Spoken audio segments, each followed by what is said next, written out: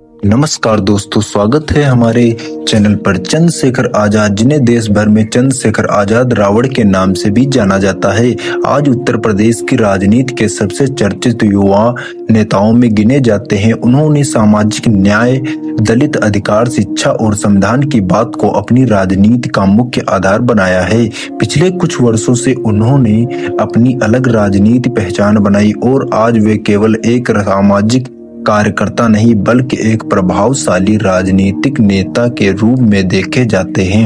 उत्तर प्रदेश की राजनीति लंबे समय से भाजपा, समाजवादी पार्टी और बहुजन समाज पार्टी के इर्द गिर्द घूमती रही है, लेकिन बदलते राजनीतिक माहौल में चंद्रशेखर आजाद ने अपनी आजाद समाज पार्टी के माध्यम से एक नया विकल्प प्रस्तुत करने की कोशिश की है। विशेष रूप से युवाओं, दलित समाज और संविधान में विश्वास रखने वाले लोगों के बीच उनकी लोकप्रियता लगातार बढ़ी है। चंद्रशेखर आजाद की सबसे बड़ी ताकत उनकी जमीनी राजनीति मानी जाती है। वे अक्सर लोगों के बीच दिखाई देते हैं और सामाजिक मुद्दों पर खुलकर बोलते हैं और कई आंदोलनों में सक्रिय भूमिका निभाते रहे। इसी कारण उनके समर्थन उन्हें भविष्य का बड़ा नेता मानते हैं। हालांकि उत्तर प्रदेश के मुख्यमंत्री बनना किसी भी नेता के लिए आसान नहीं है। इसके लिए केवल लोकप्रियता ही नहीं बल्कि मजबूत संगठन, व्यापक सामाजिक समर्थन, चुनाव रणनीति और बड़ी संख्या में सीटें जीतना भी जरूरी होता है।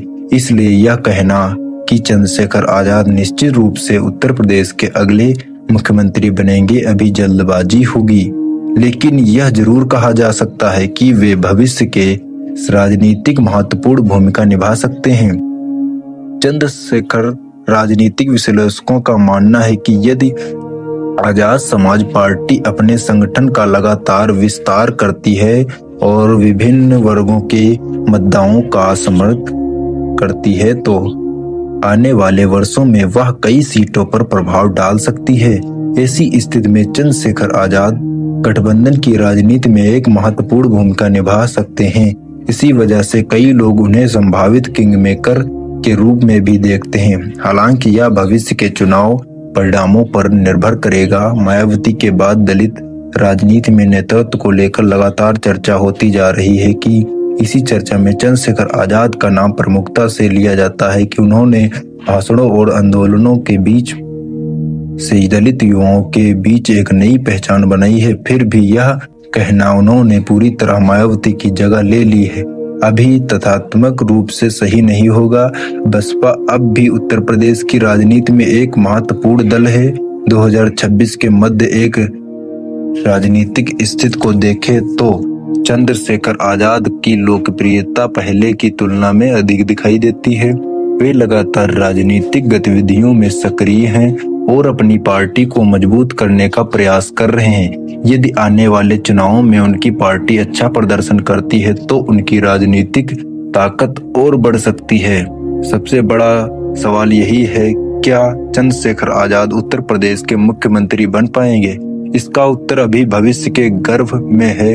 यदि वे अपने संगठन का विस्तार करते हैं, विभिन्न सामाजिक वर्गों का भरोसा जीतते हैं और विधानसभा चुनाव में पर्याप्त सीटें हासिल करते हैं तो वे मुख्यमंत्री पद के दावेदार बन सकते हैं। दूसरी ओर यदि उनकी पार्टी निर्णायक संख्या तक नहीं पहुंचती लेकिन सरकार बनाने में समर्थन की आवश्यकता होती है तो वे किंग मेकर की भूमिका निभा सकते हैं।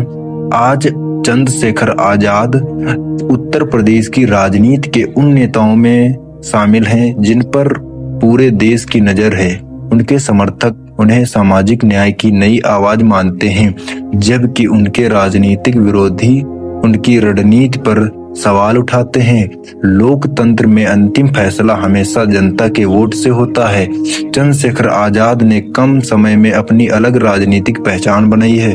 वे उत्तर प्रदेश की राजनीति के उभरते हुए नेताओं में से एक हैं और आने वाले वर्षों में उनकी भूमिका और महत्वपूर्ण हो सकती है। क्या वे भविष्य में मुख्यमंत्री बनेंगे या गठबंधन की राजनीति में किंग मेकर की भूमिका निभाएंगे। इसका निर्णय उत्तर प्रदेश की जनता और चुनावी परिणाम करेंगे। फिलहाल इतना कहा जा सकता है कि वे राज्य की राजनीति में एक प्रभावशाली और तेजी से उभरते हुए नेता हैं, जिनकी राजनीतिक यात्रा पर पूरे देश की नजर बनी हुई है। अगर आप भी चंद्रशेखर आजाद को पसंद करते हैं तो कमेंट में जरूर बताएं और ऐसे ही सटीक जानकारी के लिए हमारे चैनल को सब्सक्राइब करें। जय भीम, जय संविधान।